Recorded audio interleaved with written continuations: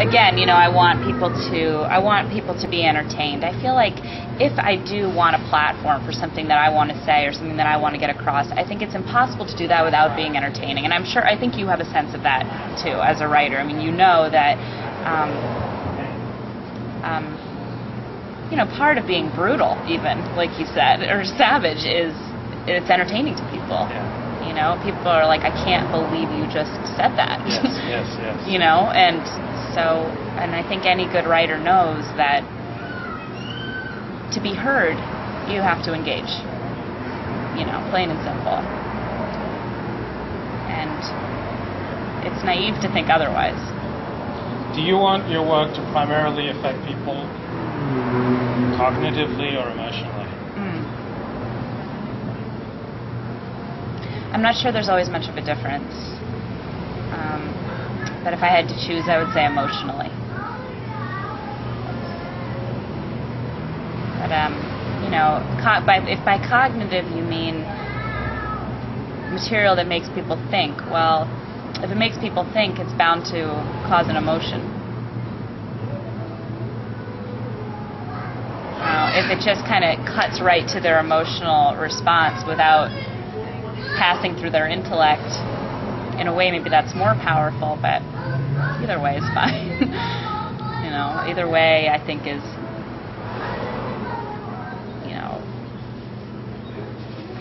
it's a great compliment to my writing either way. Do you use writing to settle scores? No. Don't. You do though, huh? Yeah. But not even with life.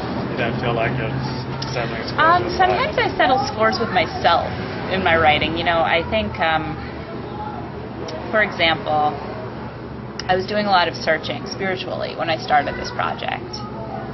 And an interviewer asked me recently, some of the conversations between Ash and Monica. In the novel, Ash is very religious, Baal Tshuva. Monica is sort of represents the other side. She's sort of the seductress. She's trying to change him. And an interviewer asked me recently, these conversations between Ash and Monica, some of them felt real, like you'd overheard them. And I said, actually, they were in my head. They were sort of battles I was having with myself at the time I started the novel. So, in a way, yeah, I suppose I was settling a score, But I never really thought about it that way. I thought about it more as I was exploring these issues and these themes. So.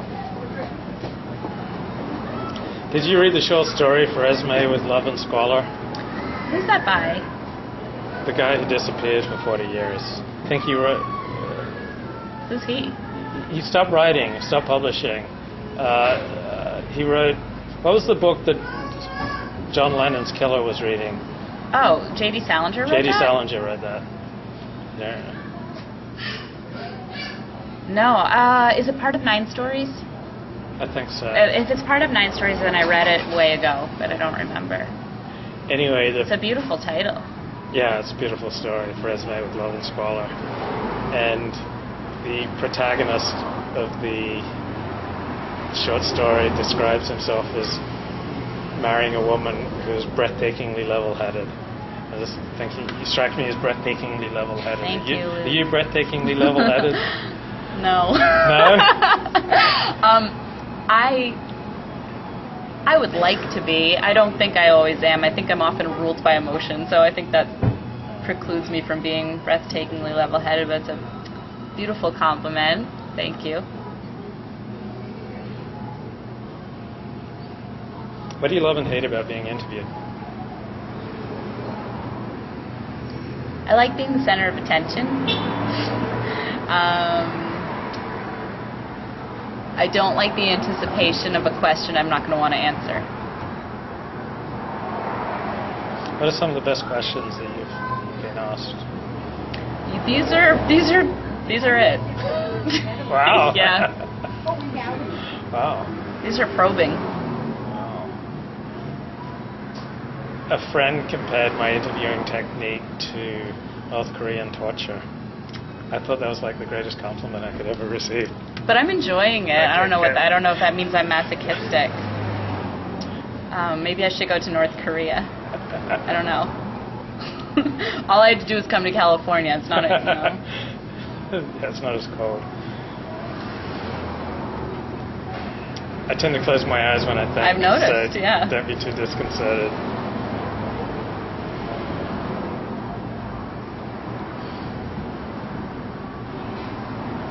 What has the publication and success of this novel meant to you?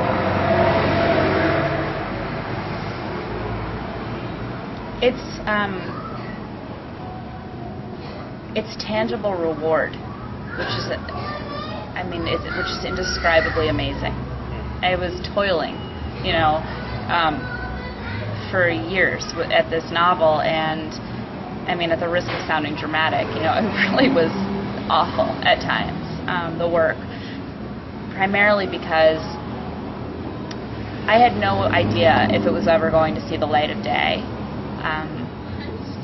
I had no idea if anyone was going to like it. In fact, I assumed people wouldn't, and sometimes it just felt self-indulgent, wasteful, pointless, like I was going in the wrong direction. Other days, if I'd have a really good writing day, I would feel the opposite, like almost to an extreme extent. I would feel like, oh, I'm brilliant, this is great, who knew? And then, of course, a minute later, I'd be in the pits of despair. So it was an emotional roller coaster. It's thankless work when you're not getting published, and then suddenly, literally suddenly, in a day, I had a book deal, and it was absolutely incredible. And then, one day, it looked like a book, and it came to my house in a box. That's so exciting. And I opened the box, and I was like, there's the fruit of my labor. I can't really think of anything more gratifying. Would that be in the top 5 things that have ever happened to you? Oh, yeah. It's number 1. Maybe number 1. Yeah, it's number 1. Yeah. So. Can we swap positions on the chair? Yeah. I just want to try a different light on you. Cool, thanks. How has your choice of profession affected who you are?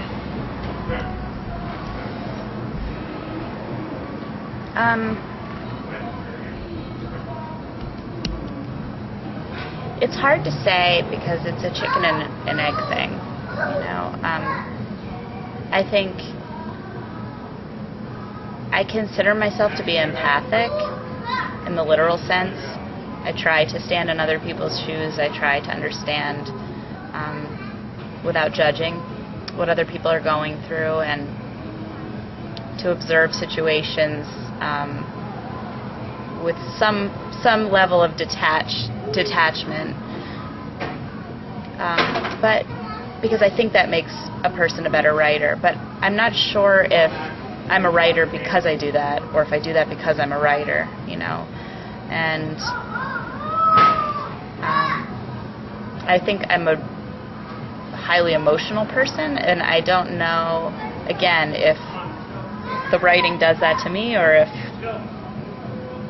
I'm a writer because I am that way. It's very difficult to say, primarily because I've never been anything else. Of course, it used to not be a career, but I used to be a kid, so my adult life to date has been very tied up in this career path.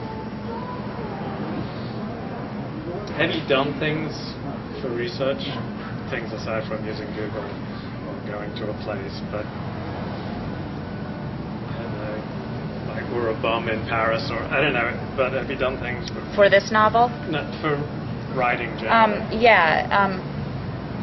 I love research. I do a lot of research, and for this novel, I did go back to, I'd spent a lot of time in Israel already, but I went back specifically for a research trip, and I made a lot of use of AskMoses.com, and read a lot, was in touch with a lot of yeshiva boys who were willing to answer my questions. Not a lot, but a few.